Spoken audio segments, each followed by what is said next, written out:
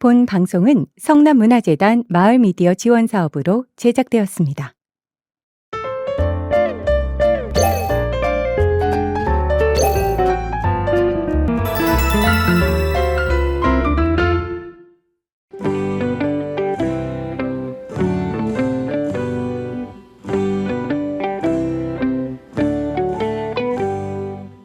푸른 하늘과 가을 내음이 깊어가는 10월. 가족 나들이 하기 참 좋은 계절이죠. 화성시뿐만 아니라 지역 곳곳에서 가을 축제 및 행사가 참 많더라고요. 우리 축제하면 먹거리 빠질 수 없죠. 오늘은 성남시 마을 라디오 라울림 팀과 로컬 푸드 이야기로 함께합니다. 좋은 사람들과 좋은 곳에서 좋은 만남, 우리의 이웃 이야기 함께 나눠볼게요.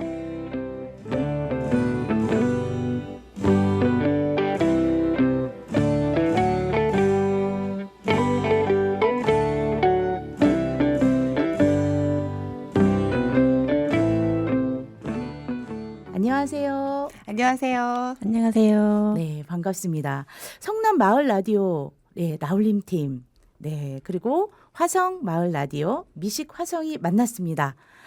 오늘 저희가 잘한다 자랑거리를 조금 같이 나눠볼 건데요. 특별히 맛있는 먹거리에 대한 이야기들 나눠볼 거예요. 그중에 우리가 로컬 푸드에 대한 이야기들로 오늘의 주제를 함께 이야기 나눠보겠습니다. 먼저 우리 먼 곳에서 그리고 또 가까운 곳에서 오셨죠. 우리 라울림 팀 소개 부탁드립니다. 네, 안녕하세요. 저는 라울림의 김희경이라고 하는데요. 저희 라울림은 2013년부터 성남에서 활동을 하기 시작한 마을 미디어 팀인데 처음에 사실은 라디오로 시작을 했고요. 지금도 역시 주력으로 라디오를 활동하고 있어요. 저희 라울림 팀은 오랜 세월 동안 맞춰진 멤버들 간의 합이라고 해야 할까요?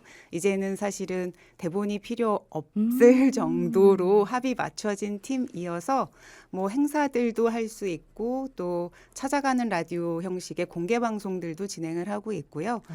저희 라울림 같은 경우는 자랑 좀 할게요. 네. 2021년 경기 마을 미디어 축제에서 저희가 콘텐츠 부분 대상을 수상하기도 했습니다. 늦었지만 축하드립니다. 감사합니다. 와.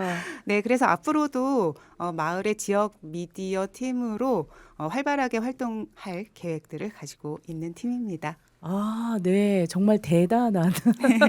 네, 어찌 보면 2003년이라고 아까 말씀하셨는데요. 2013년. 2013년. 예. 네. 13년이라고 말씀하셨는데 10년이 된 거죠. 네네. 와, 그 긴 시간들.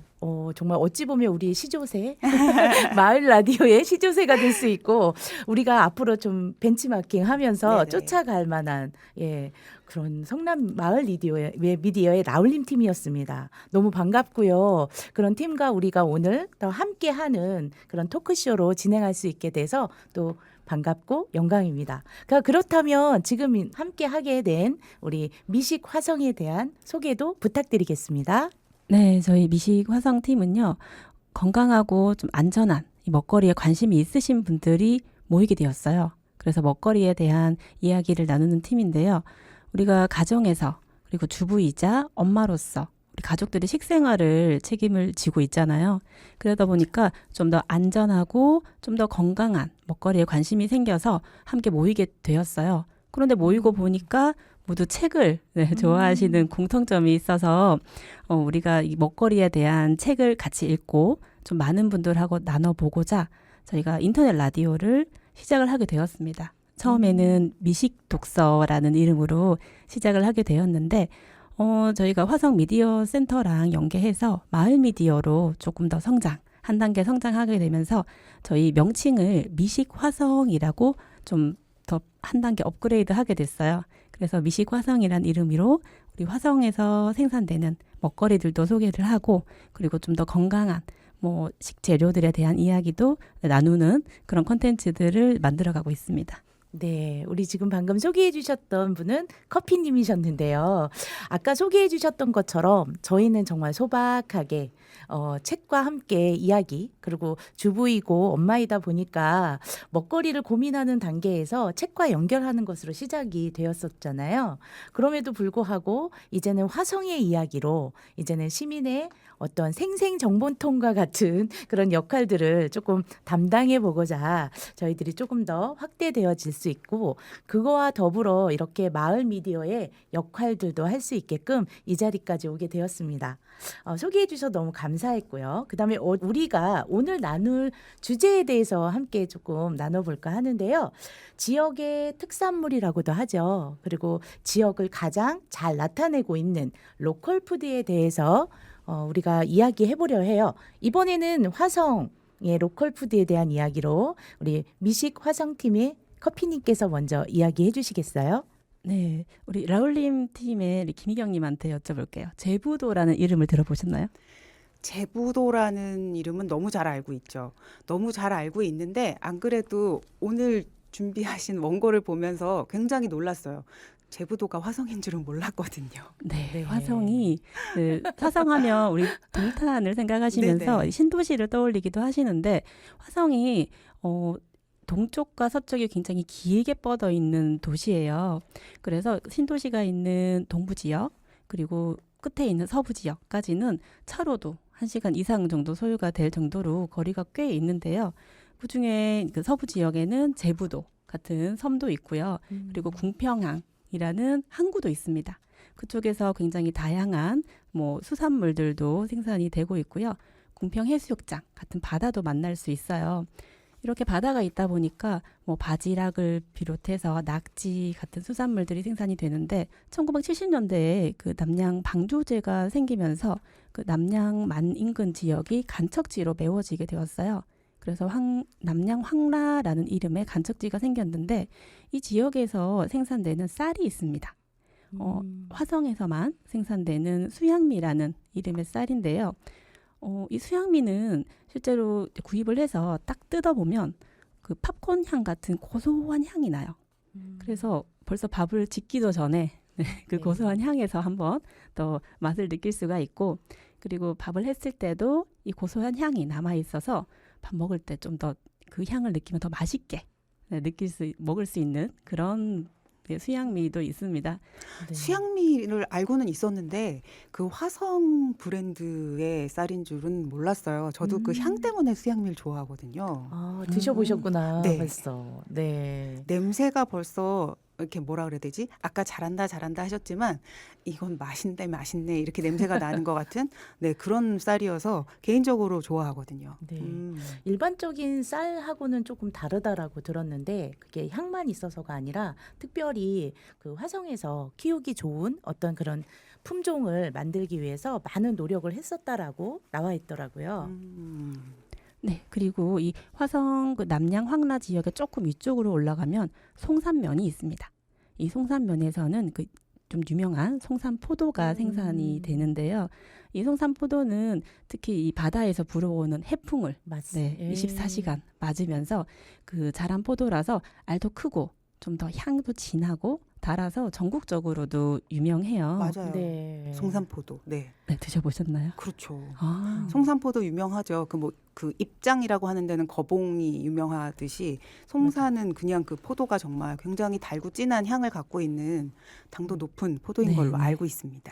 네. 저도 그래서 가을이 오면 먼저 송산포도가 이제 나올 때가 되었는데 언제쯤 나올까 하고 기다렸다가 사서 네. 먹기도 하는데, 매년 가을이면은 이 송산 지역에서 포도 축제가 열리기도 네, 합니다. 맞아요. 올 9월 달에도 개최가 되었었고요.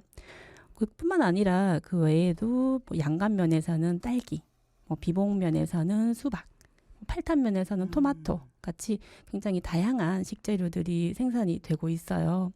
저도 올 여름에 이 비봉면에서 생산된 수박을 먹었었는데 특히나 더 싱싱하고 아삭아삭하고 굉장히 달더라고요. 네, 수분도 아주 충분해서 올 더운 여름을 우리가 좀 더 잘 날 수 있게 해준 그런 과일이었던 것 같아요. 이게 면 단위로 얘기가 나오다 보니까 화성이 진짜 넓구나 그런 맞습니다. 생각을 하게 돼요. 전 앞으로 이제 소개를 드리겠지만 저는 동 단위로 이렇게 준비가 됐는데 면 단위가 나오다 보니까 어우 정말 스케일이 남다르네요. 네, 그리고 이렇게 넓은 지역에서 나는 다양한 식재료들을 그 화성 푸드통합지원센터라는 곳에서 생산자와 소비자를 연결하기 위해서 이 농수산물을 직거래할 수 있는 매장을 운영을 하는데요. 로컬푸드 직매장이라는 이름으로 운영하고 있습니다. 화성에서 생산되는 식재료들을 화성 시민들이 소비할 수 있는 네, 그런 그 시스템인데요. 그런 로컬푸드 매장들이 화성 전역에 7군데 정도가 있거든요. 이 매장에 가시게 되면 화성에 살고 계시는 그 농민, 어민들이 직접 잡으시고 생산한 다양한 식재료들을 만나실 수가 있어요. 특히 로컬푸드 그 수확한 식재료들은 새벽에 이제 채취를 하거나 이제 거두어서 이제 농산물 매장으로 이제 오게 돼서 그 신선함이 어떤 곳보다도 더 좋은 것 같더라고요. 혹시 그렇죠. 로컬푸드가 이제 아까 말씀하셨을 때 7군데 정도 된다고 했는데 화성시 전역으로 이렇게 지금 펼쳐져 있는 거죠? 네, 그 매장이 저희 7군데가 있는데 봉담점, 능동점, 그리고 서해안 고속도로에 그 화성 휴게소가 있거든요. 네. 휴게소에도 이 로컬푸드 매장을 만나실 수가 있습니다. 네. 그렇게 또 소개를 자세하게 곳곳을 알려주시니까 또 이번에는 휴게소에 한번 들리게 된다면 꼭 한번 매장을 가보고 싶은 마음이 드네요. 또 이어서 계속 로컬푸드에 대한 자랑 더 있다면 좀 소개해 주시겠어요? 우리 요즘 기후가 굉장히 급격하게 변화를 하면서 이제 지구 환경에 대해서 굉장히 관심을 많이들 가지시거든요. 이렇게 가까이에서 생산된 식재료들을 구입해서 쓰다 보면 식재료들이 운반이 되면서 생기는 탄소 발자국들을 줄일 수가 있어요. 그래서 좀 저탄소 생활, 탄소 중립 같은 이슈들을 우리 로컬푸드를 구입을 해서 사용을 하시면서 좀 지키실 수 있는 방법이기도 합니다. 네, 먹거리를 우리가 고민한다고 하지만 아무리 좋은 식재료여도 우리가 자연을 해치면서 얻어지는 식재료가 된다면 한 번쯤은 우리가 더 고민을 해봐야 되지 않을까 싶은데요. 로컬푸드가 갖고 있는 역할들이 그런 부분에서 환경도 생각할 수 있고 또 저탄소 생활이라는 게 어렵고 불편한 아주 먼 곳의 이야기가 아니라 우리가 단지 먹거리를 로컬푸드로 우리가 사고 먹고 만드는 것만으로도 우리가 실천할 수 있다라는 건 정말 중요한 것 같아요. 이번에는 성남시 로컬푸드 이야기도 한번 들어볼까 합니다. 네, 제가 로컬 푸드를 주제로 선정을 했던 이유는 사실 오늘처럼 이 쾌적한 날씨만 이어지면 좋은데 아까 우리 이 카페님이 얘기하신 것처럼 전 세계 곳곳에 이상 기온 현상이 빈번히 나타나고 또 수개월간 이어지는 뭐 산불, 폭우, 폭염 등으로 피해를 입은 나라들이 우리나라를 비롯해서 세계적으로 굉장히 많은데 이 우리가 먹는 음식이 기후에 영향을 미치고 있다라는 걸 알게 되면서 좀 로컬 푸드에 대한 얘기를 해봐야겠다라고 생각을 하게 됐던 것 같아요. 그 기후변화의 주범인 온실가스가 화석 연료뿐만이 아니라 우리의 식생활을 통해서도 많이 배출이 된다고 하더라고요. 식탁에 오르기까지 생산, 운송, 조리하는 과정에서 온실가스가 많이 배출이 되기 때문인데 우리 왜 푸드 마일리지라는 말 많이 쓰잖아요. 네, 생산지에서 소비지까지 먹거리가 이동한 총 거리를 말하는 거거든요.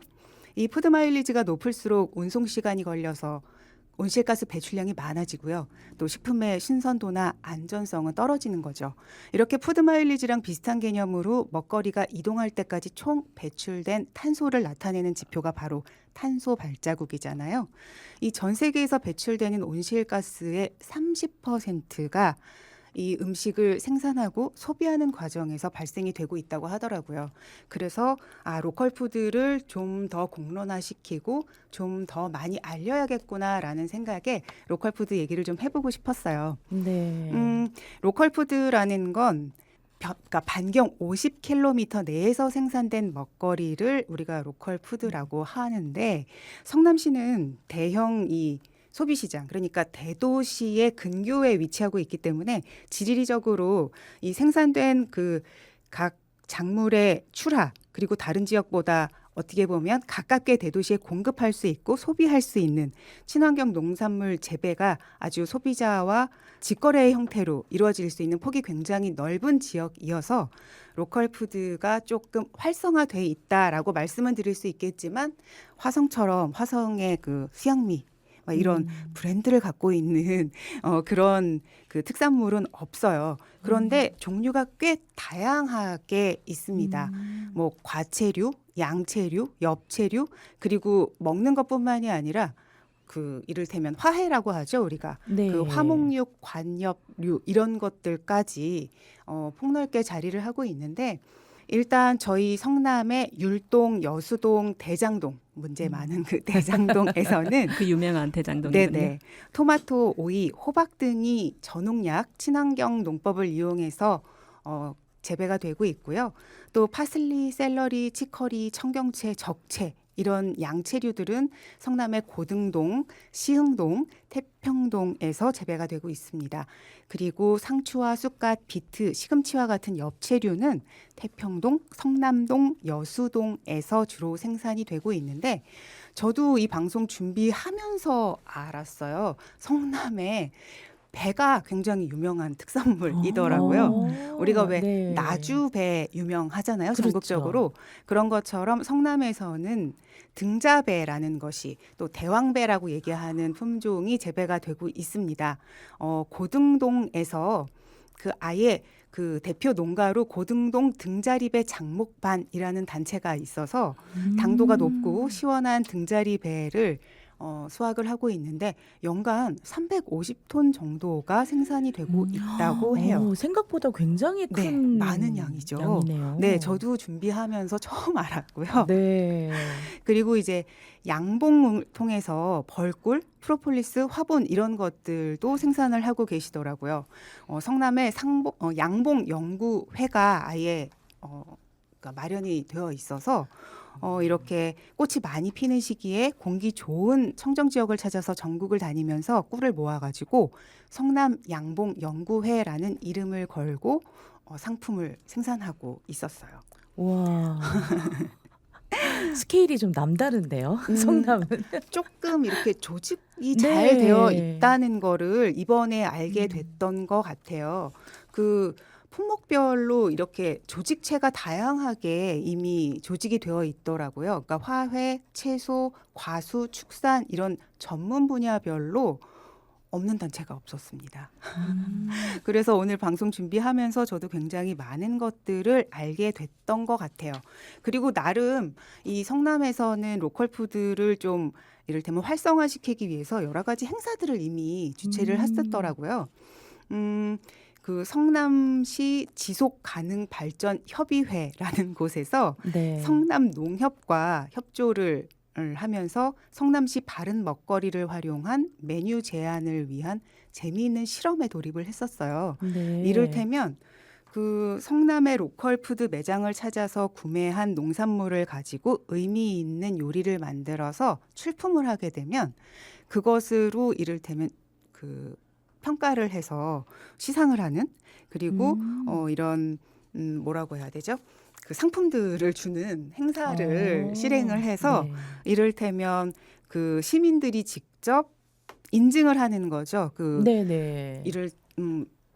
직거래 마트에서 이 로컬 푸드를 구매를 해서 그것을 가지고 요리하는 것들을 인증을 하면 이를테면 요즘 많이 투표하시잖아요. 네네. 시민들이 직접 선택을 하셔서 그런 요리들까지도 뭐 성소년기, 뭐 고3 학생을 위한 요리, 아니면 혼자 계시는 친정엄마를 위한 요리, 뭐 그리고 50견이 걱정되는 나를 위한 요리, 이렇게 요리 네. 이름들을 정해서 출품을 하는 그런 행사까지도 가졌다고 하더라고요. 성남에도 아까 화성에서 얘기를 해주신 것처럼 성남에도 로컬 푸드 판매장들이 있는데 화성처럼 많지는 않아요. 3곳 정도가 준비가 돼 있는데 저희는 다 농협 하나로마트 안에 네. 매장이 있습니다. 그래서 야탑점이 있고 성남 농협 대왕지점이 있고 그리고 한 곳은 임해역에 매일매일 아까 얘기하신 것처럼 당일 판매를 목적으로 해서 그날 새벽에 채취가 된 농산물들을 판매를 하는 직거래 장터가 매일매일 열리고 있습니다. 네.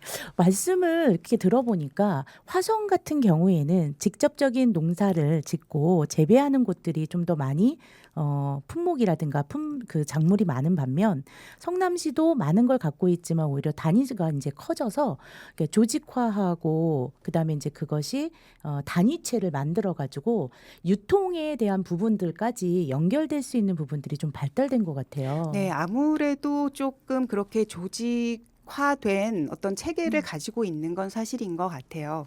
그 채소, 과일, 뭐 꽃과 식물 이런 것들이 다 로컬푸드 사보셔서 아시겠지만 그 상품마다 생산자가 누구인지가 적혀 있고 사진도 있고 그래서 믿고 구매할 수 있는 그런 상품들이잖아요.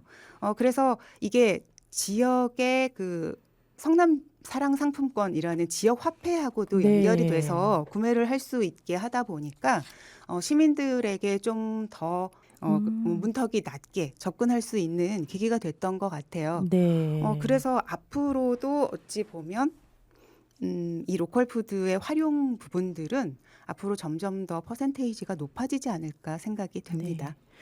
환경적으로도 그렇고 우리의 식생활을 위해서도 그렇고 모든 부분들이 우리가 좀 더 깊이 또 많은 것들을 활용해 볼 수 있는 것들을 해보면 좋을 것 같아요.